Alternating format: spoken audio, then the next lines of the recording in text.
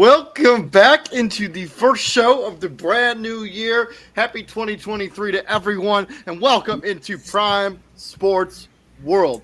Please like, share, and subscribe to the podcast on all of our platforms. That includes Facebook, that includes YouTube, Twitter, and Twitch. So continue checking us out. Also, if you want to join us in the conversation, I have shared the StreamYard link into all of the places, so please check that out. If you want to join us, talk a little NFL action.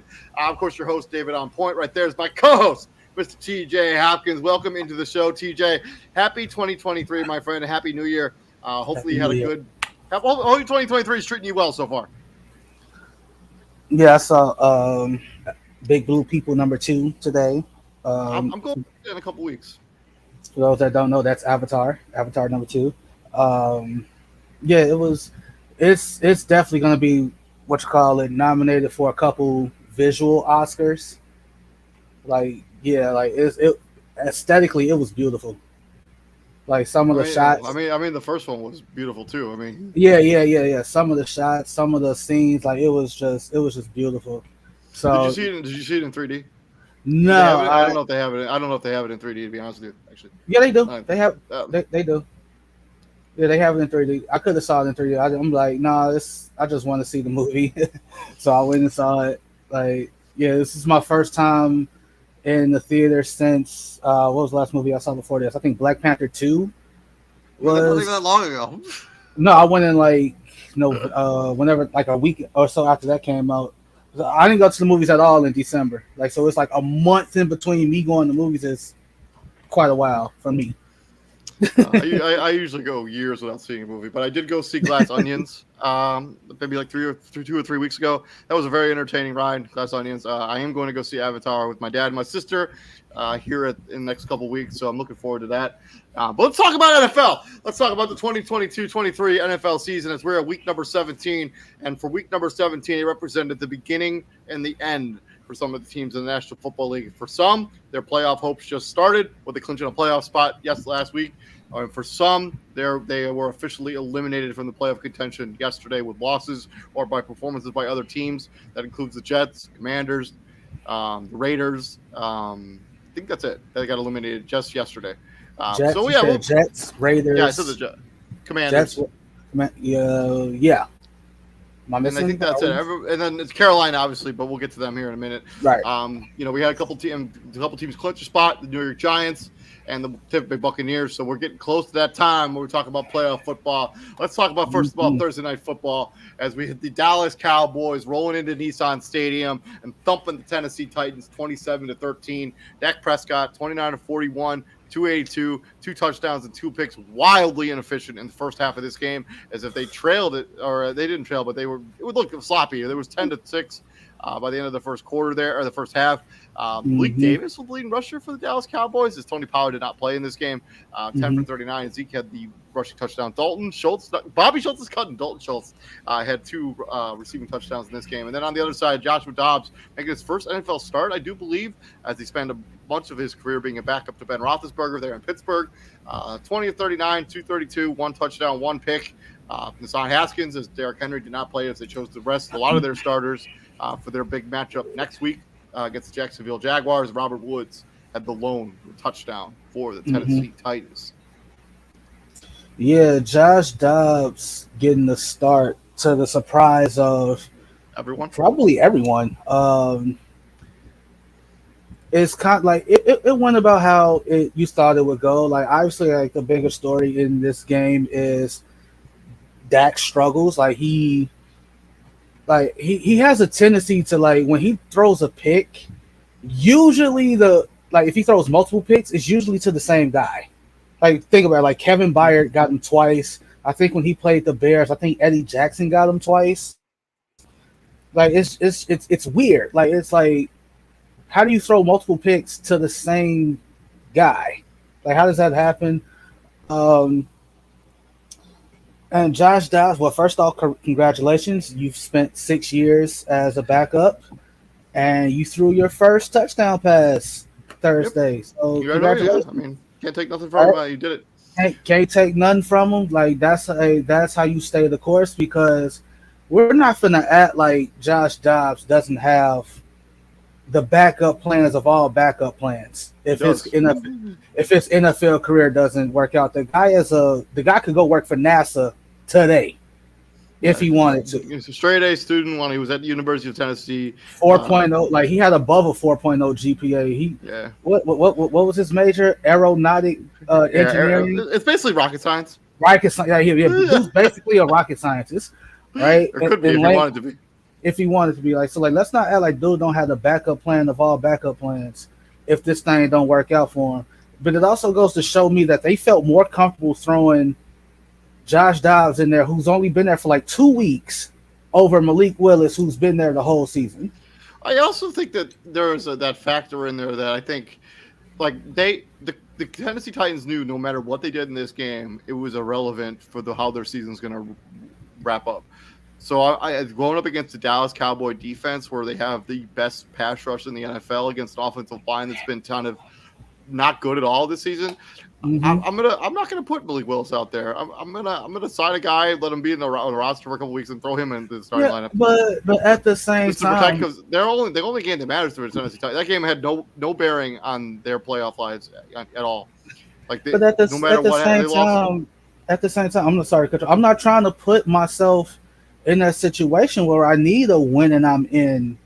That was going to be the scenario no matter what, though. But I get that. But if you beat if you beat the Cowboys, say Jacksonville loses, it does not change the scenario. Even if Jacksonville was to lose? Correct. Wow. So if Tennessee was to beat Dallas and Jacksonville lost that game, that meant nothing. Nothing. And then if Jackson, because I was confused about it too, and then I did a playoff predictor on ESPN.com. Okay. And I was like, okay, so yeah, Jacksonville could have lost to the Texans on Sunday, and the Titans could have won.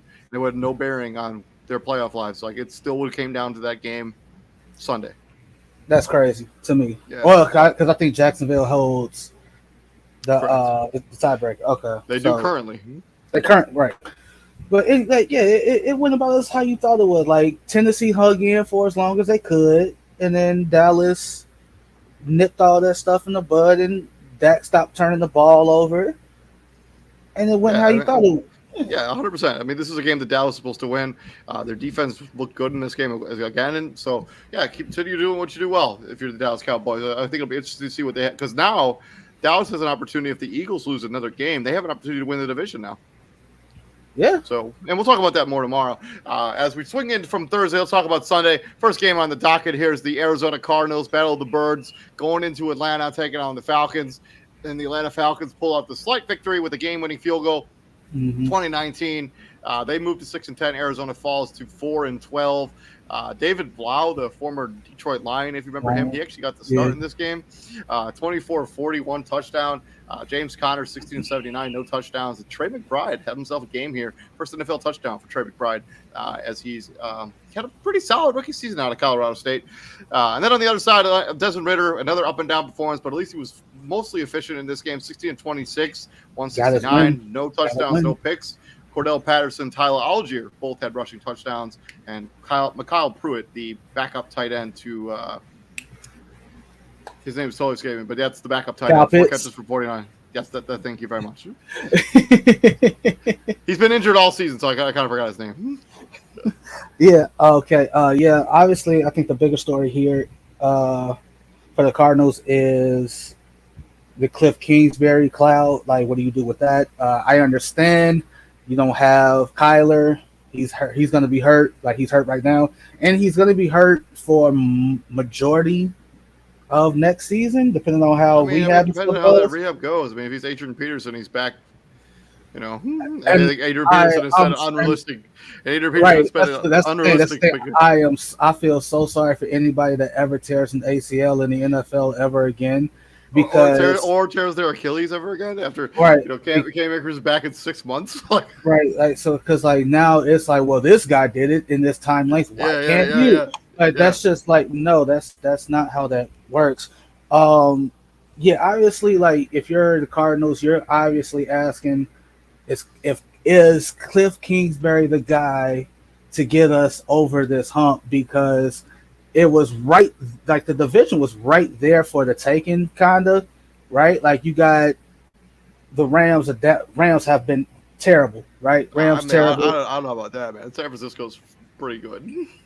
San Francisco's pretty good, but like no one knew what to expect out of Trey Lance. Like, and That's then true. I mean, you're talking about when the season started. When the season started, yeah. Gotcha. So, like no one thought was what was going to happen with Trey Lance, and then everybody like Jimmy G's on a timetable too, because one of the two things is going to happen. They're going to he's either going to get hurt again, which is exactly what happened, and then everything's going to fall apart. But what's his name? Brock Purdy has come in and be like, no, I can do this. Also, the other guys on the 49ers have also been healthy. Like none of those guys have missed significant time like for the they most have. part, I mean, George Kittle missed some time at the beginning of the season, but for the most part, yeah, this has been a pretty healthy football team this season. No one thought Seattle would do what they're doing.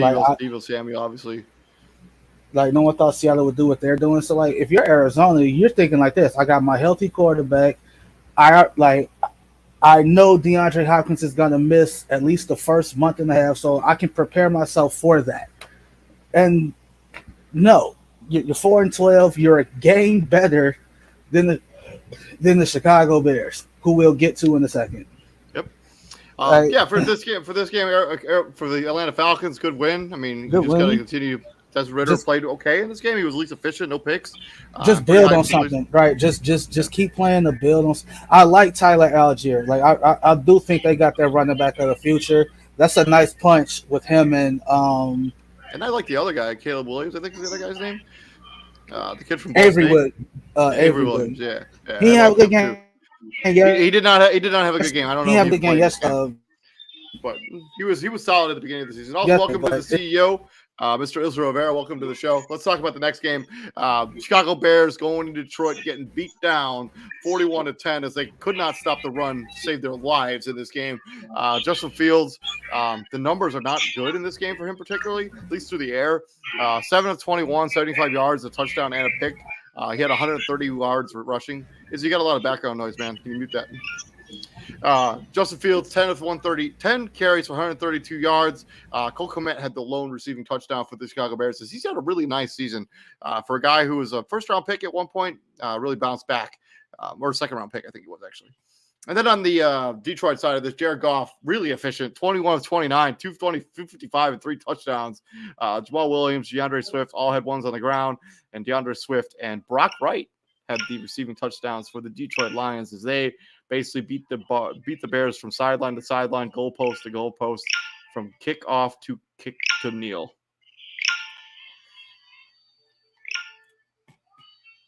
Yeah. Sorry, I muted you. You have a bunch of noise, man. Go ahead. I muted you. I muted myself. I don't know. TJ, are you back on?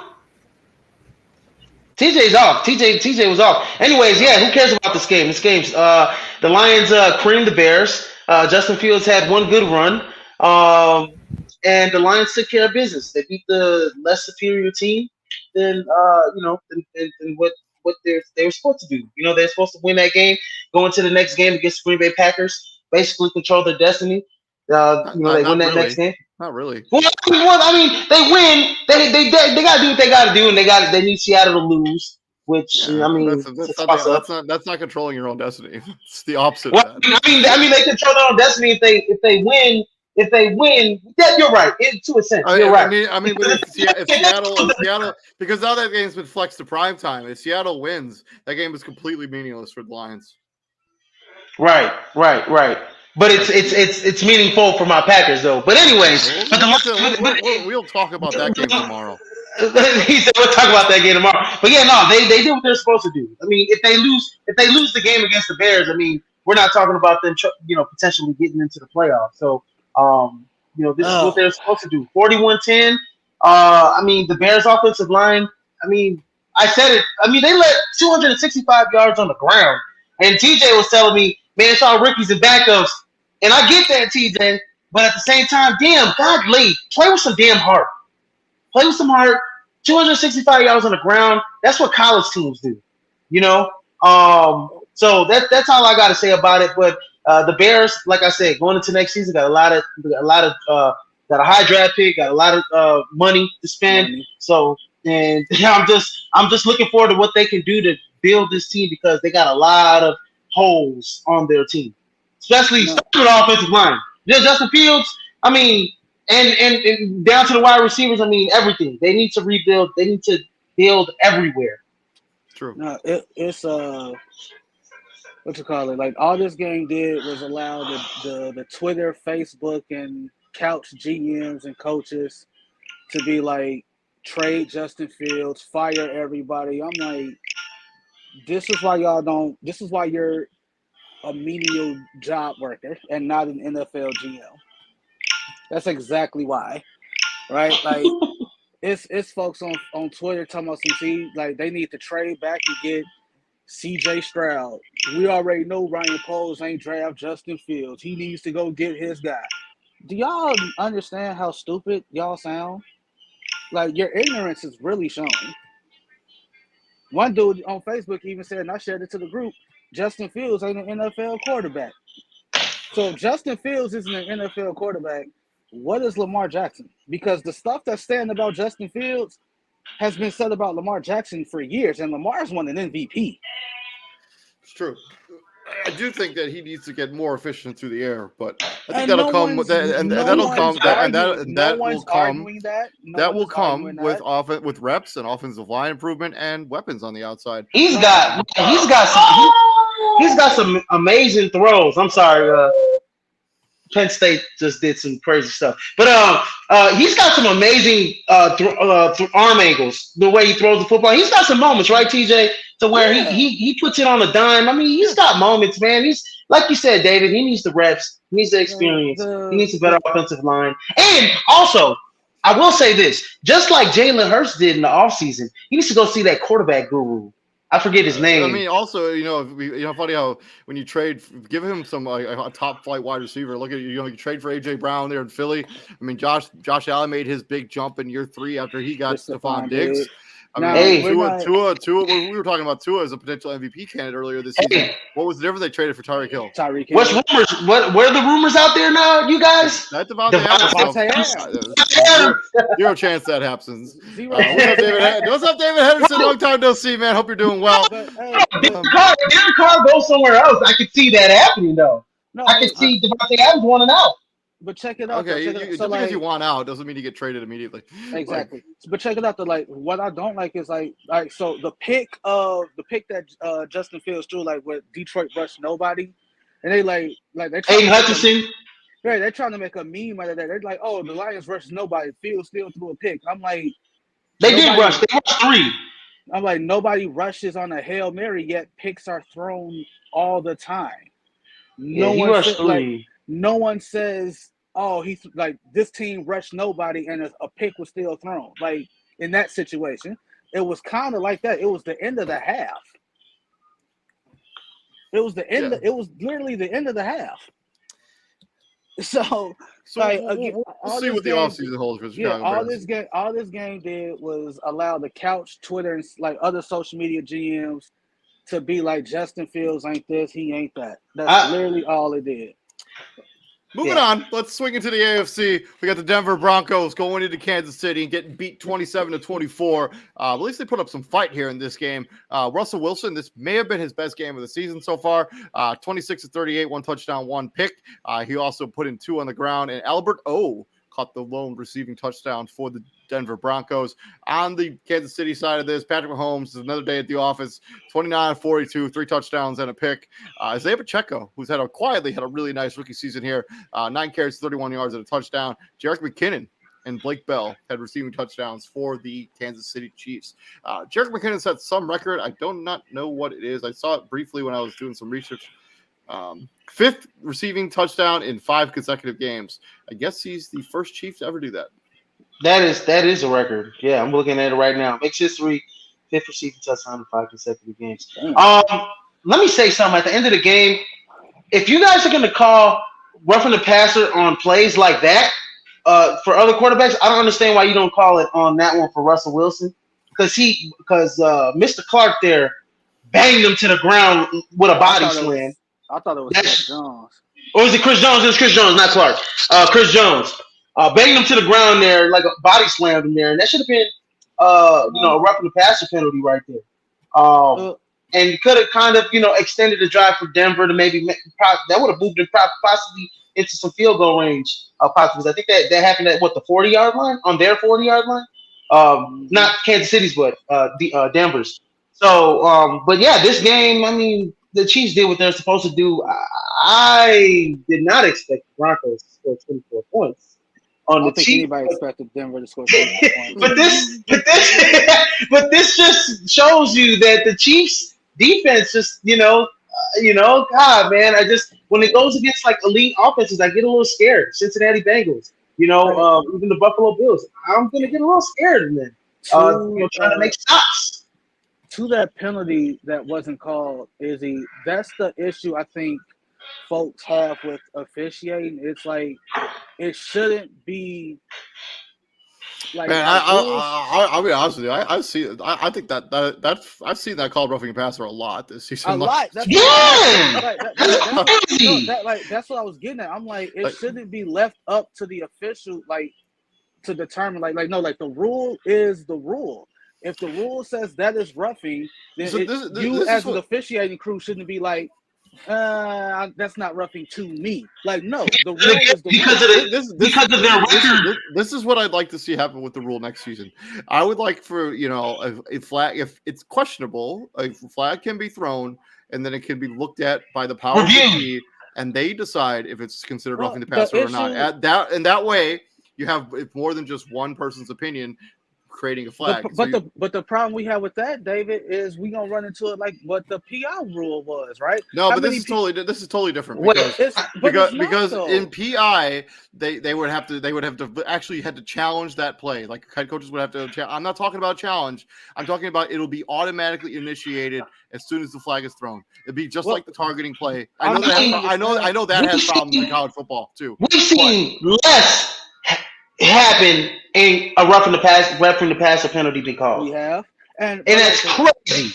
What I'm getting at is like the premise behind it, like whether it's a challenge or an automatic review. The NFL does not want to throw their referees under the bus. Calling out, like saying you missed this and you missed that on national TV is their way of saying you're not good enough. Like you're not good at your job. The NBA does it all the time though with their officials though. They do after the fact. Like that's the point. Like that's what I just think that there is going to be some serious conversation at the when there is. So like this is what's going to happen. This is it's going to have to take it happening in the big time game. Like we saw the PI call that robbed New Orleans of going to a Super Bowl. That rule lasted 1 year, and they figured it shouldn't have. Like the issue with that is like. Same thing. The NFL was not going to throw their officials under the bus. Like they were not going to do that. It just wasn't going to happen. And after this game, we also get the Harbaugh rumors. Possibly him reaching out for him to Denver. So whatever. They did it last year, and he came out pretty fast, nipped it in the bud. Like, yo, I'm not going anywhere. We'll see. We'll see what happens. We'll talk about Denver here in a couple weeks as we move into the offseason for them. To another team, we got the Miami Dolphins and the New England Patriots. I believe both these teams are still in the hunt for that last wild card spot in the AFC. But Miami coming up short, 21-23 against the New England Patriots. As New England tried to give this game away towards the end, they were up big and they just kind of I'm not even sure what they were doing there. Teddy Bridgewater, 12 of 19, 161, 1 touchdown, 1 pick. He got injured in this game, and Skylar Thompson came in. About the same results, 1 touchdown, 1 pick. Tyreek Hill and Raheem Mostert scored touchdowns for the Miami Dolphins, at least on the offensive side, and Mike Gesicki. I like Gesicki sighting. How about that? And then Mac Jones on the other side, 20 of 33, 2 touchdowns. He threw 1 to Taquan Thornton, who's had a solid down the stretch rookie season, and Jacoby Myers, who's bounced back nicely off of that blunder that was that Raider game a couple weeks ago. He's got back-to-back touchdowns in back-to-back weeks for Jacoby Myers. I kind of, first of all, that I texted the group. I was like, what the hell is Bill doing? I know that ain't coming from his 2 co-offensive coordinators. Why are you going for it on 4th down there? With 3 minutes left. Well, what are you doing? I'm gonna be honest with you, bro. You said that you sent that to the group. I didn't know what the hell you was talking about. I'm just being real. I'm like, Did you see what you know what I'm talking about, right, David? Yeah, I got the red zone. So Yeah. He went for it on fourth down. TJ, it was like 3 minutes left. He goes for it on fourth down instead of punting it, and almost he gave it away at like midfield, like close to midfield, right? yeah, Was it, David? 228. It was like they were at the Dolphin 39. So like, well, I saw. Well, it's not even interesting, and it really shouldn't surprise anyone. A graphic was put up. I forgot. I think it was on Cowherd's show. It was Cowherd's show. They put up Bill's record with literally every quarterback not named Tom Brady. Belichick's basically a 500 quarterback. Like 500 coach. Yeah, 500 coach. Like that's what he is, bro. Like he's a 500 head coach. I think this year we've seen Bill be more aggressive than he's ever been before. Can you guys agree with that? I mean, he's done a lot. He's made a lot of aggressive moves, and I think he's had to, right? Because he knows that this team isn't as talented offensively, so he knows he has to kind of get as many advantages as he can. As they're driving the ball or in late game situations, because he knows he's got to start defense. He got to steal opportunities. He got to steal opportunities, right? And he's been way more aggressive this year than ever before. But both these teams are still alive for the wild card, so I think I think Miami's done. I think too. It looks like Skylar Thompson. They did rumor that somebody reached out. A veteran quarterback has reached out to Miami about playing next week. I don't know who it is, but that's just one of the rumors. And I hope it's Cam Newton, baby. I would be interesting if it was like Colin Kaepernick. It was They had a film session. And Tua couldn't even. It was like the week. Right. Yeah. Was it the Packers? It was the Packers. It was week after the Packers. He didn't even like Mike McDaniels is talking about plays and whatnot, and Tua's like, I don't even remember that play. Yeah. Like if it's coming to that for you, man, you might have to. Yeah.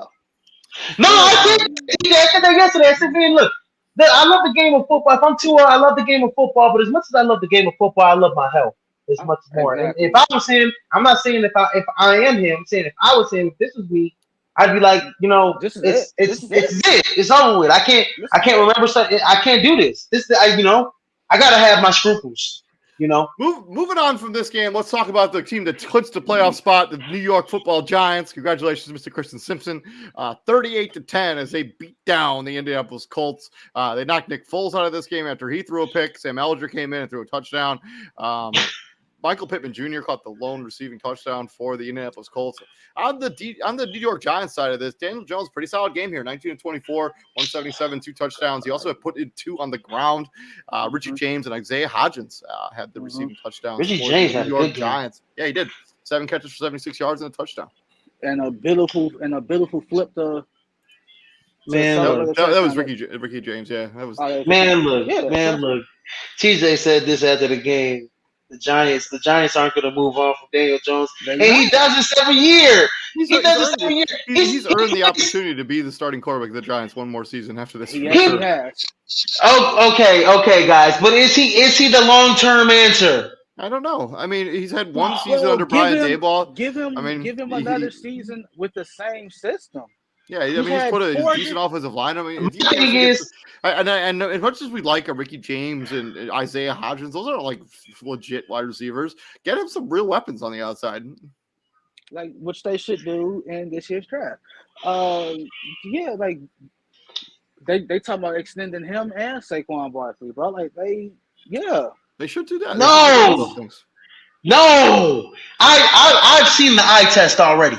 Daniel Jones in bigger games. They're playing the Colts, man. They put 24 up in the second. Cool. They're playing the Colts. They beat the Colts. They destroyed the Colts. But at the same time, the second half of the season, how has he looked? Doesn't matter. Circumstances was win. That's the question. It's been inconsistent. And that's the reason why they need to move on from Daniel Jones, because he's been wildly inconsistent. his whole tenure in New York, and I understand they made it to the playoffs, but that was because Saquon Barkley was the first half of the year MVP, and everybody knows that. And this team was predicated on what Saquon was doing. We will talk more about the Giants when we talk about their offseason whenever their season ends, because that's a conversation. Because it's very easy to say you're just going to move on from Daniel Jones. Move on how? Like, what? Man, to who and to what? And it's not as easy to just move on from a quarterback. You have no plans whatsoever to get you Derek Carr.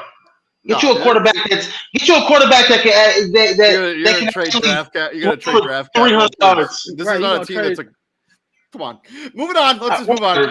New Orleans Saints moving into the Saints in the city of brotherly love, and Gardner Minshew as they come out with a double up on the Eagles, 20-10. Andy Dalton, 18-22, one pick. Taysom Hill had the lone rushing touchdown for the New Orleans Saints. I don't know how they scored all their points, but the Gardner Minshew, one touchdown, one pick. Miles Sanders, 12-61. AJ Brown had a really long touchdown for 78 yards, and that's the only scoring the Eagles did for the whole game. Gardner Minshew also lost 2 fumbles in this game. As he turned it over 3 times by himself. This is what happens when your backup quarterback's playing. We know one thing. Whoever said throw any quarterback in the Eagle system and they'll win, they can kill that. We had 2 games of Gardner Minshew in this system. He's 0-2. I understand. He was much better in his first game. He was much better in his first game. He was brutal in this game. He was much better in his first game. Then all of a sudden, a little bit more tape got out on him, Yep. And it's like, okay. And this is a good Saints defense.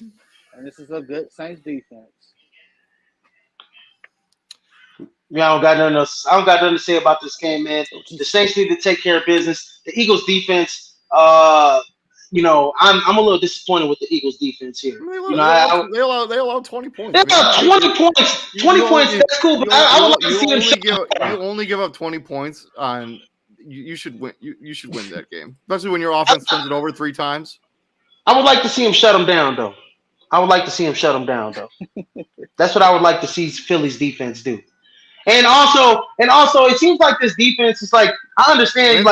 They only gave up 1 touchdown in the entire game. So I would still like to see them give up only field goals and no touchdowns. Bro, seriously, they had to work for that 20 points, bro. I mean, they only gave up 300 yards of total offense in this game. Yeah, no, but anyways, I actually kind of knew that. I kind of figured I knew that the Saints would kind of win this game. They need to win this game to kind of try to stay alive in the NFC South, even though they're not. They're done. They're done. They've been done. Yeah, they're done. They're done. Yeah. Moving on to the team that actually did win the NFC South. I'm saying before the game, they needed to win to keep up with the Bucs. They got eliminated last week. Yeah. Did they? They did? Yeah. I thought they were still alive for some reason. Nope. No. That's so interesting.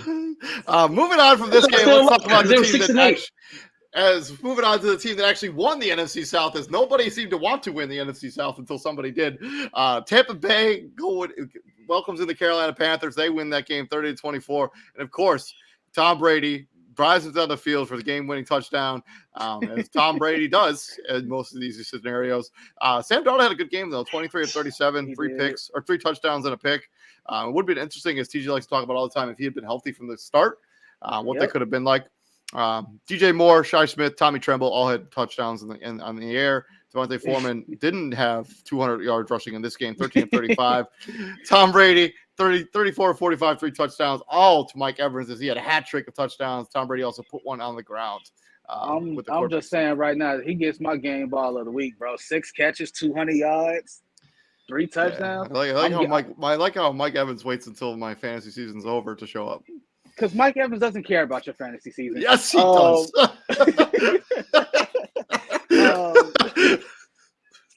Real talk, the play of this game wasn't even a pass or anything. It was that punt that rookie punter did to basically save the day. Oh, I was right. Bro, y'all be wrong, bro. They were eliminated when Green Bay beat Minnesota, bro. Y'all be tweaking, bro.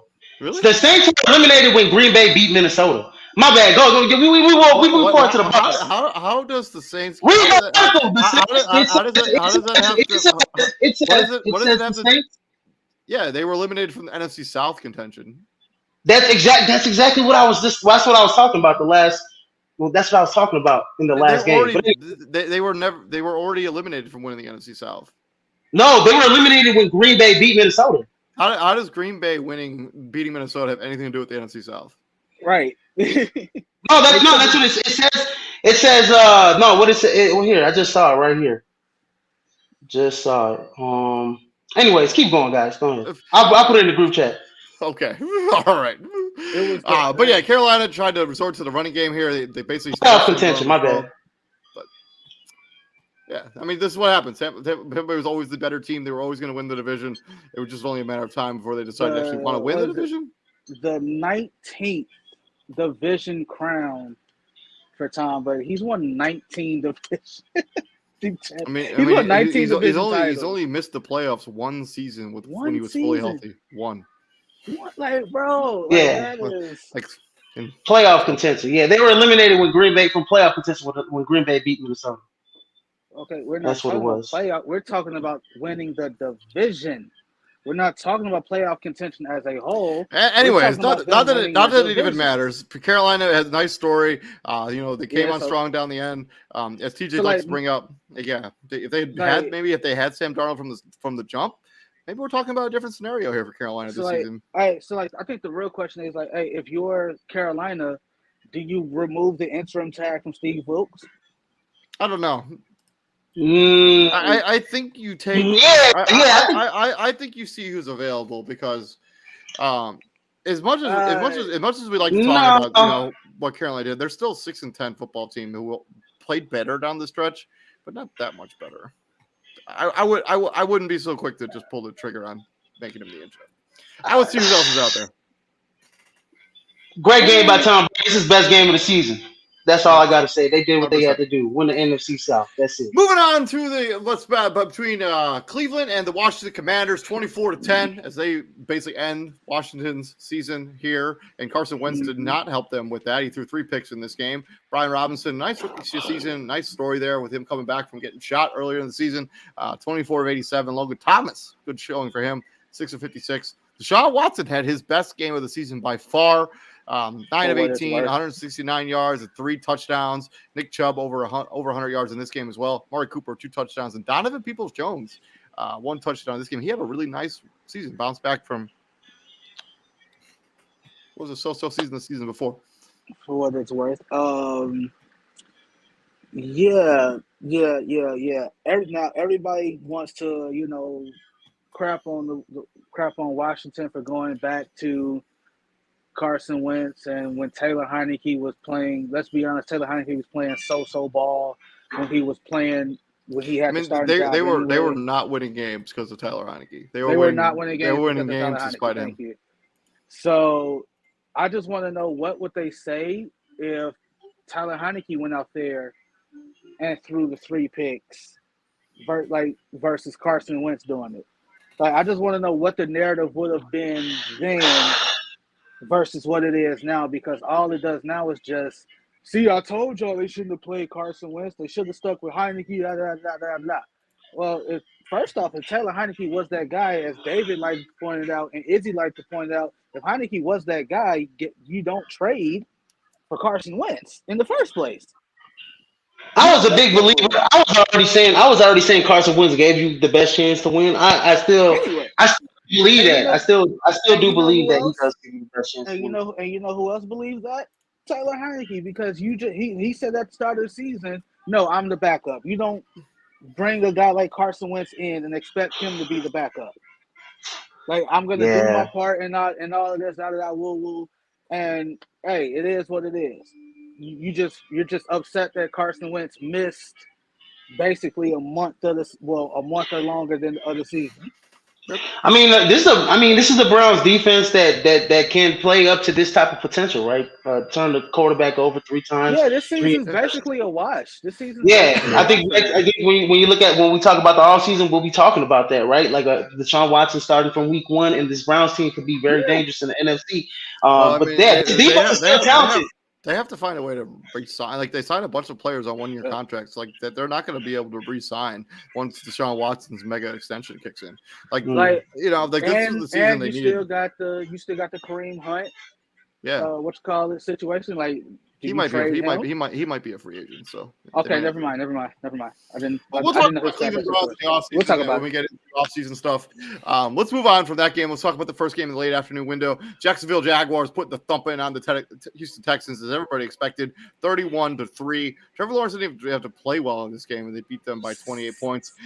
Trevor Lawrence man. one pick. CJ Beathard came in, threw another interception. Travis Etienne, JaMychal Hasty, and Snoop Connor all had rushing touchdowns in this game. As Travis Etienne went over 100 yards in this game as well. Marvin Jones, leading receiver for the Jaguars. Izzy's boy Davis Mills struggled in this game, 22 of 42. Drew Driscoll came in, and for some reason they keep putting Drew Driscoll in on random times during Houston Texans games. Davis Mills was also the leading rusher for the Houston Texans, and Brandon Cooks 4 catches for 39. I can't believe they had a 9-game losing streak against Houston. The Jacksonville Jaguars. Damn. Was that in Houston or was that just overall? That was in Houston? That might be overall, bro. Like that's crazy, man. But I agree because I mean Deshaun Watson was on there for so long, right? And Saxonville only lasted the one season. So hey, that legit might be, you know, overall, like home away, it didn't matter. He was losing to the Texans. What was it? Man, Jacksonville's defense is really good. It has been really good, you know, these last couple of weeks, man. Yeah, it's the first victory. It's the first victory over the Texans since 2017. Yeah, so it's not just overall. at home. It's just overall. Not just at home. It's overall. That's crazy. That's crazy. That is crazy. Yeah. That is crazy. That is terrible. That is god awful. If you're Jacksonville, it's first off, it's nice to finally get back into the meaningful football conversation, right? You're in a win and in scenario, which you're probably going to be you're probably favored to win that game against the Titans. There's no problem about it. They are for sure going to be the favorite. They are favored, yeah. So, I just kind of want the Trevor Lawrence hype to slow down just a tad. Like, he's having a nice season, he really is. But all this he overcomes adversity nonsense needs to stop, because we're not that far removed from him going a whole month without throwing a touchdown pass. Well, I think that the adversity that they talk about is the fact that, you know, the Urban Meyer era was not. Well, that's and that's what I'm saying. Like, so like, stop saying he overcomes that, because he played terrible during that. Like, he was terrible. The team was terrible. The changing factor was Doug Peterson being hired. Right? Like, that is the changing factor. That's the changing factor. You're right. They was all terrible, but I mean, you got to look at overcoming the adversity would have been him and that team still playing good football, even 100%. with Urban Meyer. I don't know. I don't know Trevor Lawrence's life, but I don't imagine he's dealt with all that much adversity in his life. No, like all he knows is one. He won in high school. He goes to Clemson. He wins there, and yeah. But like he was basically anointed to be a first round quarterback when he was like in middle school. Like, he's a middle school. His life was pretty. I would say middle. I would say like junior year of high school. Yeah, junior year of high school. Yeah, 100%. 100%. Yeah, they was number one pick. Carpentersville, Georgia. He got Carpentersville, Georgia. Like they were like national, like top 25 teams, man. Yeah, no. I would say, like, as to TJ's point, man. The adversity factor. Yeah, you're right. Yeah, like if he was playing right, but I would think, when I look at this, the difference between Jacksonville this year and this last year is the coach. I mean, Urban Meyer, you a college football coach. You weren't a pro coach. You move over to Doug Peterson. He knows how to utilize his talent. And he knows how to get the best out of his talent. Yeah. So he's a Super Bowl winning head coach as well. So and if you're Houston, right, you're in the same situation as the Bears, right? Like, people are going to be coming for that number one spot, mostly because you're not a number one overall pick spot away from fixing your team, just like the Bears. Like you have holes all over the place too. So you're gonna have to entertain that scenario of, hey, yo, do we trade back and get a surplus of picks for this number 1 overall pick, and so on, or do we get a Bryce Young and go and start over with him, or do we get a Well, Will they have the Anderson benefit or of having 2 first-round picks in this draft, so and they're both going to be in the top 10. We'll get to Houston's offseason when we get to it. Let's move on from this game. Let's talk about this. Yeah, this was the 49ers going into the Death Star and pulling out the victory 37-34 in overtime against the Las Vegas Raiders. Brock Purdy, probably his worst game as a starting quarterback in the NFL so far. Still pretty good. 22 of 35, 2 touchdowns and a pick. Chris McCaffrey, 19 of 121, 1 touchdown. Jordan Mason also had a rushing touchdown in this game. And Brandon Ayuk, who's had a really nice season, as he's kind of bounced back from that kind of bust talk that he had when his first couple years in the NFL. Last 2 seasons for Brandon Ayuk have been money. 9 of 101 and a touchdown. Jarrett Stidham, I think this is his first career start. Made it count. 23 of 34, 3 touchdowns and 2 interceptions. Devontae Adams and Darren Waller sighting both had touchdowns in this game. And then Josh Jacobs had 1 on the ground as he put in 69 yards in the running game. Yeah, it's a Raider fan in Christian's group that said, "See, I knew this team was just a quarterback away. Like, yeah, he's doing that stuff too. Like, yeah, let's see Jarrett Stidham next week. Let's see how he plays. He threw 2 interceptions this game. Let's pump the brakes a little bit here. Jarrett Stidham ain't that guy. Come on, guys. Come on. Thank you. Come on. Like, let's see how he plays next week, and then let's see if you still talking. That's why I left that group, TJ, because I can't stand dudes like that in there. Bro, I'm so close. I mean, nobody has tape on Jarrett Stidham. You throw him out against in a random game, and he just happens to get lucky where 365 yards passing in the game. I mean, this is TJ talks about all the time. Nobody's got tape on Jarrett Stidham. Like, he doesn't play ever in New England. I don't know what he's been doing for the last 2 years. Backing up somebody else, bro. Like that's what he is, right? So like, I just hated the reasoning as to why Josh McDaniels made the move. Like, oh, we need to see the younger guys. Like, Jarrett Stidham ain't no young guy. He's 26. He's only like 2 years younger than Derek Carr.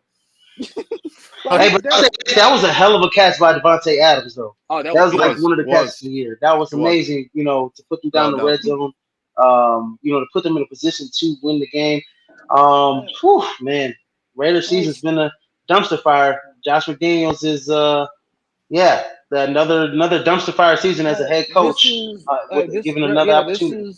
And I think what makes his worse is he waited 10 years in between opportunities, right? Like, it was like, bro, like you under the tutelage of arguably the best head coach ever, you didn't make any improvements to your coaching style.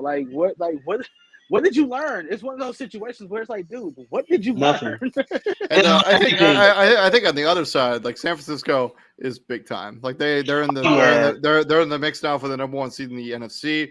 With Minnesota have the number 1 seeds. Like, if they win and Philadelphia loses next week, this San Francisco team is really good. Nobody wants to go into San Francisco. Nobody wants to play San Francisco right now. Because I would play San Francisco at my house, but I wouldn't want to play San Francisco. No. I wouldn't want in their house. I wouldn't want to play. I wouldn't want to play San Francisco anywhere. At all. Like, bro, like, again, there's like everybody's like everybody's worst nightmare is what happened. Everybody's like, well, depending on how you look at it, no one wanted San Francisco to be a wild card team. No one wanted that. Can you imagine being like one of those division winners and your reward is to play the San Francisco 49ers in the first on wild card weekend? Can you imagine that? Like, it's like, damn. Well, now they're in the hunt for the number 1 seed. So. The only downside to this team, and I know that he's played well, since he came to starting quarterback, but Brock Purdy, it's a different animal in the playoffs. Teams are really dialing up, really. And David pointed out he just had his worst game since being named starter, and it doesn't get any easier from here because everybody is. But I think the good part about this the game he had, It wasn't even all that bad, but it was still. I mean, 284, 2 touchdowns and interception. But I mean, in the playoffs, I mean, that's a lot of pressure. You're gonna have to make throws, third down throws, big key downs. I mean, we don't see. He's gonna have to grow up right in front of our eyes. I like what I see so far, but in the playoffs, that's the only downside for the San Francisco 49ers. Totally agree with you on that. Moving on from this game, let's talk about another team that got eliminated, another team that kept their playoff lives alive. The New York Jets get beat by their former starting quarterback, the team that drafted Geno Smith, and they lose 23-6. Mike White was not good at all in this game. I'll just call it what it is. 23 of 46, 2 interceptions. Ty Johnson was the leading rusher. Tyler Conklin, leading receiver. Geno Smith, a nice bounce back game. 18 of 29, 183 yards and 2 touchdowns. Kenneth Walker, 133 yards rushing. DJ Dallas, leading receiver for the Seattle Seahawks. And Colby Parkinson, the also former Jet, I think, got in the end zone. And Tyler Mabry. I'm not even sure who these guys are. Like Colby Parkinson, Tyler Mabry. Coming out of nowhere, man. Guys coming out of nowhere for them, man. Yeah. See, that's the thing that made when he was there. That's the thing that people loved about Russell Wilson, because he made no-name guys look like they were actually good. Like, hey, remember the tight end Will Dissly? Remember him? He's still good. He's just hurt. He's man. He's talented too, man. That's the thing. Yeah. Like before Russ, he won nothing. Like he came into the league as a blocking tight end. Russ made him a pass catcher. Like seriously. Okay. No, seriously. Like that's real deal Holyfield. Like he was a blocking tight end. He go to Seattle. They like, all right, well, we're gonna need you to catch passes because ain't nobody else catch pass. Like ain't nobody else from the tight end spot. Who's the other guy that killed my Packers on the long bomb there? Jermaine Curse. Oh yeah, Curse. Yeah. Yeah, from when the Super Bowl run. I used to really like Jermaine Curse. No, whatever. Back to this game. Like this is what this had to feel so good for Geno Smith. It had to feel great. Not only do you beat your former team, you knock them out of playoff contention. That had to be great. Oh my God. That had to feel fantastic. It had to. And I think on the other side, they still you got a bunch of decisions to make. I mean, what's going to be the quarterback situation going into next season? Real talk. And the one thing I like that Geno Smith did, Izzy, before you get in, the first thing he did after that game was walk over to Zach Wilson and he told him to keep his head up and keep working. Yeah, I mean, look, we all know. I mean, Geno knows, because he's an NFL quarterback. If anybody knows, Geno knows. Like, because not only did it happen to him, it happened to him for the same team in the same city. They already want Zach Wilson gone, bro. They already want him out of there. The New York media is rough, man. I mean, they're going to kill you every day if you're not strong enough and if you're not playing well at all. So the same thing Daniel Jones has to deal with. Zach Wilson on the other side is getting killed right now. And is getting killed, for a few months now. David Henderson is asking questions in the quotes in the comments. He's like, Izzy, are you still the Jets GM and are you firing Robert Saleh? I'm not firing Robert Saleh. That's a running joke. No, we're not firing Robert Saleh at all because the defense has improved tremendously. I just think they need to get more consistency at quarterback. They've improved their win total by how much? They've improved their win total. If they get a guy like 4 games, playoff team. If they get a guy like Derek Carr, they're a playoff team.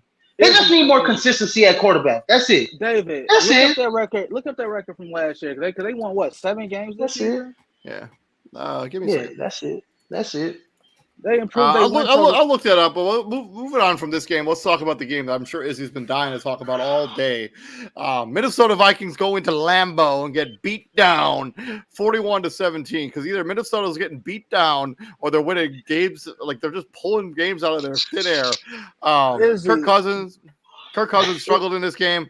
18-31, 1 touchdown, 3 interceptions. Alexander Mattison that never really could get the running game going in this game. 9 carries for Delvin Cook. Jalen Naylor leading receiver for the Minnesota Vikings. KJ Osborne also had a touchdown in this game. Justin Jefferson struggled in this game. He basically had a mini blowout during this game before he almost hit a ref with his helmet. Oh my God! Did you see that? You saw that? Oh my God! Yeah, I was the only one. Aaron Rodgers, 15 24, 159, one touchdown. He felt like he got pushed after the play was over, which is why you still can't take your helmet off. 14. He was on the sideline though, baby. Yeah, he was still for sure on the field. He was trying to hit the point with his helmet. And AJ Dillon had a rushing touchdown. And Rodgers had a rushing touchdown. Whatever. Robert Tonyan had a receiving touchdown. His Packers went on to win this game big. I think the real big turning point in this game for me. Hold on. I think the really big turning point in this game for me was when the Minnesota Vikings blocked that punt and they didn't get it in the end zone, and then they immediately gave up that kick return for a touchdown. I felt like at that moment I'm like, this game's over. Check it out. Check it out. No. That's not what I was referring to. That's not what I was referring to. That's what I was talking about. I think that's that. No. Let me finish. All right, go ahead. No, his name isn't Robert Tonyan. It's come on, David, give it to me. Come on, I'm not giving it to you. My Packers won. You got to give it to me. Come on. No, I'm not giving it to you. Go away. It's Big Bob Tonyan, baby. Let's go. Anyways, I just want to say, hey, David, I just want to say one thing. That's the first time he's called him Big Bob Tonyan all season. That's true. I just want to point that out. No. I called him Big Bob Tonyan on the fantasy show a lot of times. You haven't even had him in your rankings like the last 3 months. When was the last time Robert Tonyan was in your rankings? Week 4. Also, yeah, I am in agreement with David.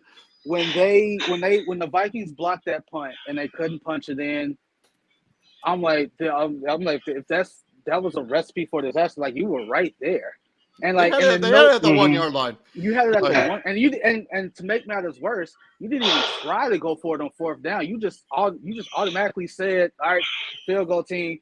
You just settled for 3 right there. And then you had a series of missed field goals in the first half, and you missed. Yeah, I forgot how far it was, but you just shanked that one. Kirk wasn't playing well. We talked about it. We talked about it yesterday because I went to a paint and sip for my mom's birthday. Her birthday was December 28th, so we just happy birthday, Mom! Right? What? So like we just celebrated her birthday like today. I mean, not today, the other day. So I'm like, the game got out of hand. I turned it off and I was watching I was watching another game, but everybody wants to get into like, you know what Jair Alexander said, and we might as well just go into it. I don't mind we hear like nobody doesn't mind trash talk, right? It's different when you trash talk and you one-on-one with him. Hey, it's me. Like, Izzy, like it's me, you, nobody else. It's me versus you, and you lock me up, I lock you up. Yeah, woo.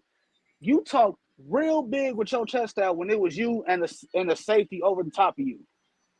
That's the issue I have. Like, you can't talk trash and you basically double team this man the whole game. If it was you one-on-one, talk your trash, hit your gritty on them, all that good stuff. But if it's you and a single over the top and it's almost like Big Brother coming to save you. It gave Big Brother vibes. Big Brother vibes. Like he's technically still on the field when he takes his He's still that. I gotta argue against you on that because it'll be different if Jair Alexander was like on some Richard Sherman type of stuff, where it's like, oh, I only got one side of the field, okay, and I'm not. He was literally going along with Justin Jefferson the entire game.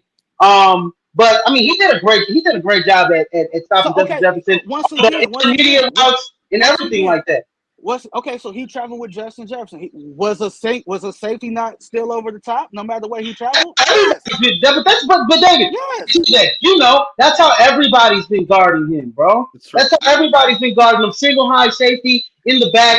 Everybody's been guarding him like that. But why run? Zaire Alexander had a good game here. Like he had a good game, bro. He should be allowed to talk a little shit. Why run your mouth like you single-handedly shut him down when that's not the case? You didn't do it. And I feel like we're just nitpicking here. Like this is no, it's not. Izzy,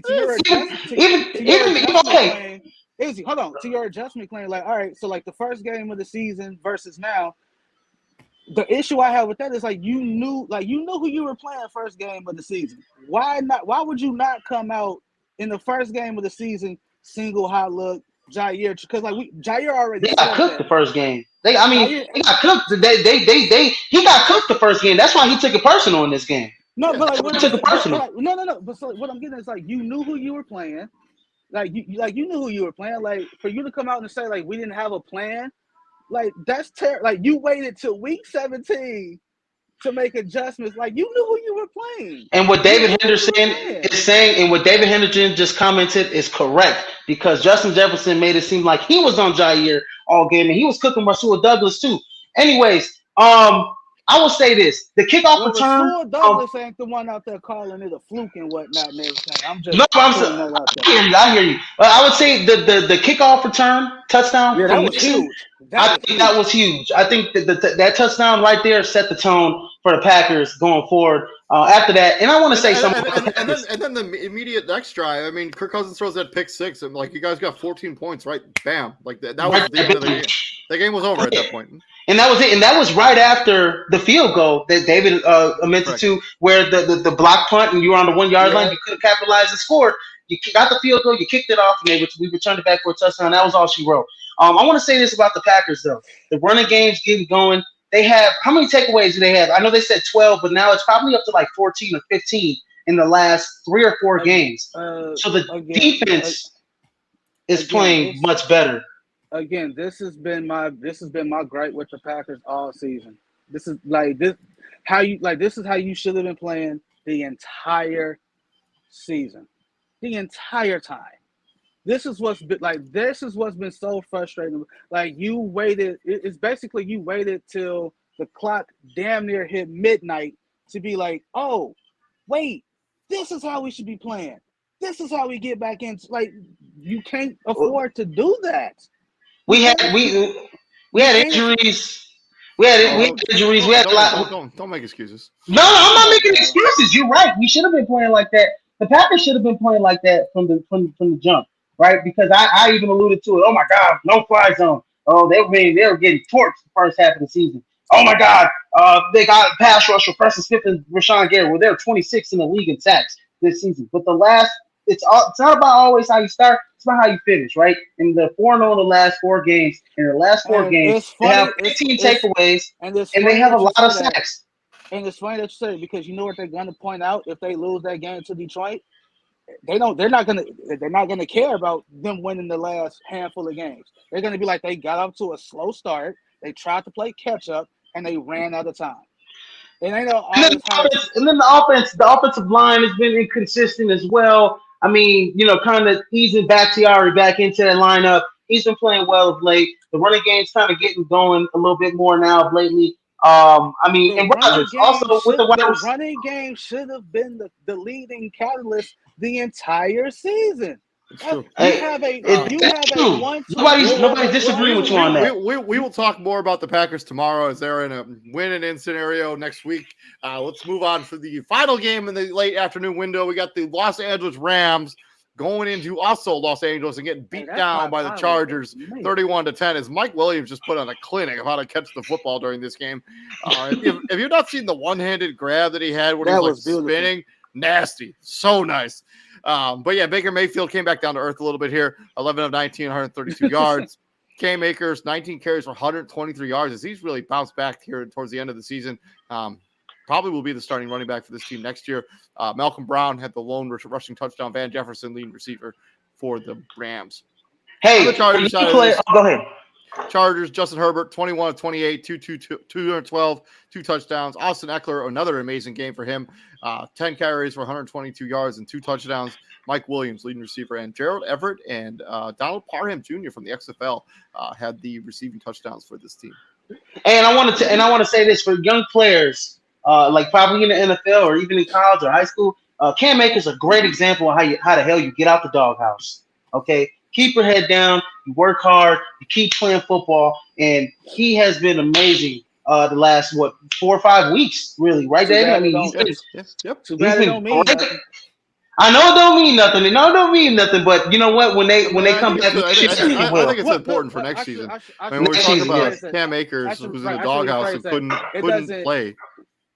Too bad it don't mean nothing towards like their season. For him, Yeah. it's Yeah. everything. For Yeah. him, Yeah, it's for him everything. it's everything. Yes, that's what I'm saying. For him, it's everything. He got out the doghouse playing good, just playing good. And this goes for everybody in sports, even basketball. You're in the doghouse, you're on the end of the bench. Keep working hard, keep playing. Whenever you got your opportunity to be called in the game, Be make ready. Be ready. plays. Make Be plays. ready. Be ready. Cam Akers, man. But yeah, the Chargers. I got nothing to say about this game, man. The Chargers, man. I mean, David called it, man. Obviously, The Chargers, man. They look better than obviously, Chicago. They like were the second best obviously, team in the AFC South, AFC West. obviously, if you're the Chargers, you're playing for a better playoff spot. You don't want to draw like you definitely don't want to draw the Chiefs as your first game. Like Well, you they're want, like locked in. you. They're locked into the 6th seed, so the least they can go is 6. If the Ravens were to lose, I think they would jump the Ravens into the 5 seed. But they can't go lower than Who would they play if they were the 5 seed? Right? The Who would they Chiefs? play? whoever wins the AFC South.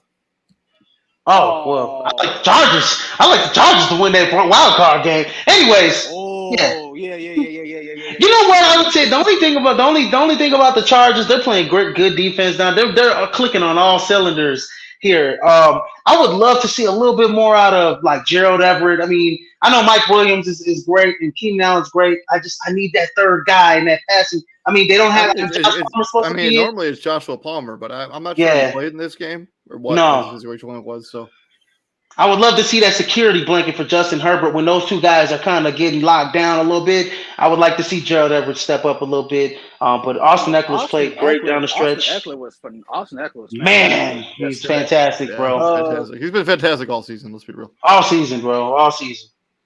So if you're the Chargers, you just want that high. You just want that higher playoff. Say now. Did Derwin James, did he get eliminated? Did he get tossed out this game or was that the last game? Derwin James. Was it that last game? Last game. That was the last game. He got tossed out. Okay. David, the scenario you need to happen. I think what needs to happen is I think Cincinnati needs to lose tonight, and then that would make That would make Bengals Ravens next week for the division. And if the Ravens were to lose that game, that's when the Chargers would jump. No, if the Ravens lose next week, the Chargers win, they're the 5 seed. There's no other scenario. The Cincinnati's not involved. Well, I'm saying like Baltimore's in like.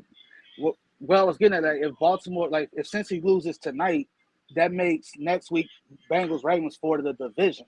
No, it's for the division no matter what. I'm pretty sure. 35-14. Cam Rising got knocked out. Of the game. No, I'm serious. I I see. The hit he took that knocked him out of the game. It was pretty bad. I'm wrong. Actually, if the Bengals do win today, they lock up the division. Right. But either way, if the Ravens lose, the Chargers end up with the 5 seed. Speaking of the Ravens, let's talk about the Steelers and the Ravens in Sunday Night Football. As the Pittsburgh Steelers pull out the victory, and they can still have a chance to have a winning season under Mike Tomlin, as he refuses to. And they can make the playoffs. Yeah, they could make the playoffs. There's got a lot of things have to play out their way. Basically, everybody has to lose but them.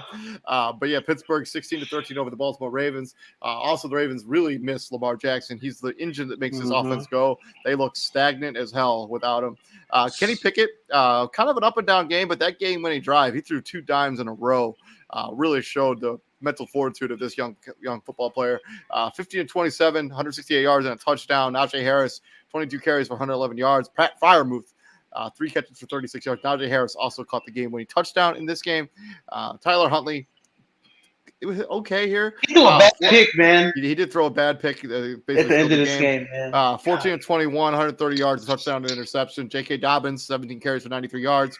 Mark Andrews, 9 catches for 101 yards. And Isaiah Likely, who's had a solid rookie season at the tight end position for the Ravens, caught the lone receiving touchdown for this team. Well, it's two things that both quarterbacks have the same play style.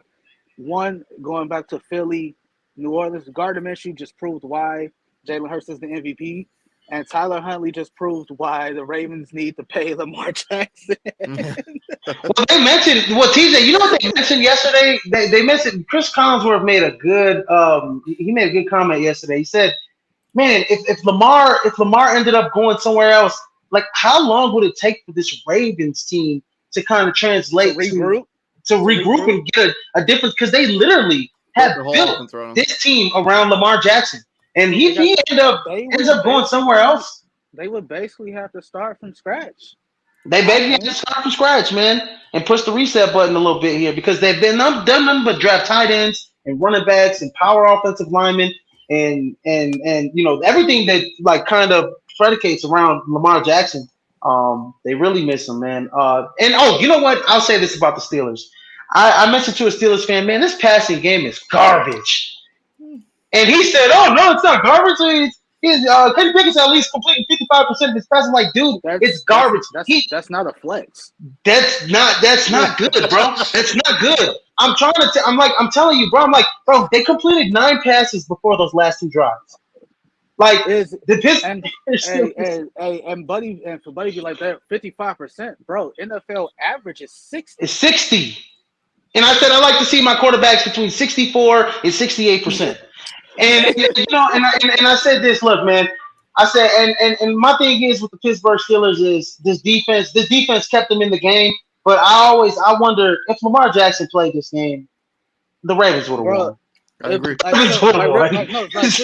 Seriously, like the saving grace for the Ravens is that they're still 10-6. They're 10-6, right? They're still they're still 10-6, and they still have a chance to win the division, which is crazy. Right, they are still in this thing. So that's Harbaugh's saving grace right now. But for all the folks that don't feel like Lamar Jackson is worth whatever he's asking for, because till this day we don't know. I said it at the start, like it's not. And I love how they just keep forgetting about Roquan Smith. Like if you feel like he's the linebacker of the future, you gotta pay him too, right? Like I don't think Roquan go into next season playing on the tag.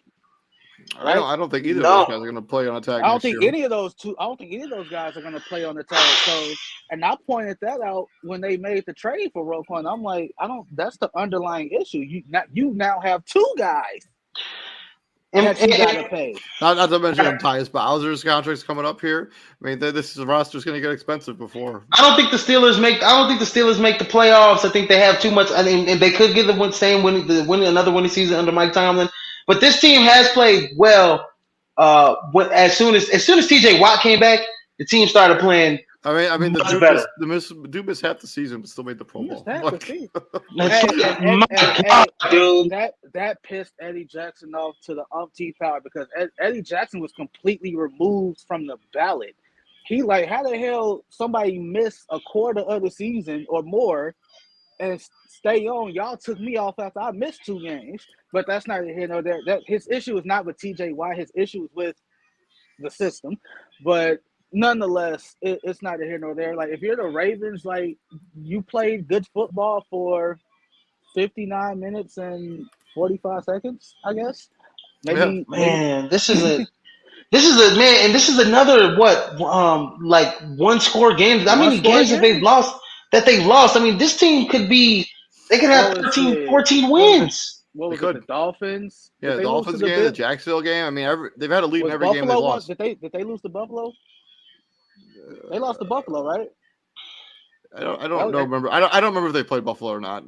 They played Buffalo because it was remember it was raining real hard. I think that was last season, man. No, that was this season. Yeah, but man, you know, honestly, what I think, like I said, man, the Steelers passing game. Yeah. They lost to the Bills 23-20. Yeah, that was one and then you know, here's another thing. Here's another thing, guys. And we close it on this. Steelers fans, you know, a lot of these guys are saying, oh well, if we would have just started Kenny Pickett out the gate, we would have made the play. We would have been easily made the playoffs. No, I'm you like, wouldn't. no, you wouldn't No, you have. wouldn't. No, you wouldn't have, man. So I'm like, like, all right, dude, come on, bro. I got it Like, pulled up. So you lost to the Steelers 1 score. You lost to the Jags 1 score. You lost to the Every game they lost has been 1 score. You lost to the Giants at 1 score. Yep. Buffalo. Dolphins. Yeah, all your 6 losses were 1 score games. Like outside of and it's Cleveland. And it's not like Kenny Pickett. It's not like Kenny Pickett is like. I mean, yeah, the last 2 games, yes, he played well enough for them to win. But it's not like in those games he would have made the difference. You know, I mean, he's got 6 touchdowns to 9 interceptions, and I think he's only completing like a little over 60%. That touchdown he threw last night was a dime. Was incredible. Yeah. Yes. It was incredible. But I mean, yeah, man. I mean, Steelers fans, you gotta pump the brakes on Kenny Pickett a little bit. I don't know what he is. He has similar numbers to Mitch Trubisky. That's when he was a rookie in the Bears. So you guys saying that Mitch and Kenny Pickett are? I'm like, dude, he got similar numbers to Mitch when he was a rookie. So he's got to get better and get the reps. I don't think he's that guy. And I said this. I said if Kenny Pickett struggles next season, I say you tank and you go get a franchise because you don't want to waste his defense. You don't want to waste T.J. Watt and you don't want to waste the rest of Cam Hayward's career, who's having a Hall of Fame career. I mean, he's had a Hall of Fame career easily. So, but yeah, that's been our week number 16 results recap so far. As Monday Night Football gets ready to kick off at 8:30, I'm ready to watch this game. It should be hopefully it's the best Monday Night Football game. Yeah, for sure. Because the primetime games of late have been not good. So let's just put it that way. But yeah, thank you very much for joining us all. This has been our week 17 so far recap.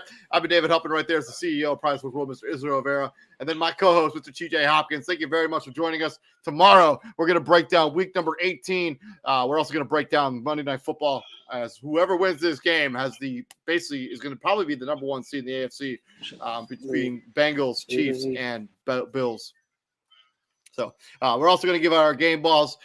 Izzy, it looks like TJ dropped from the show, but Izzy, what we do hit the prime, my friend? You know, everybody, we bring the heat, ladies and gentlemen. Bring the heat. And please like, share, and subscribe to the podcast as we bring you daily content. We'll be back here tomorrow and every day this week. So keep an eye out for that.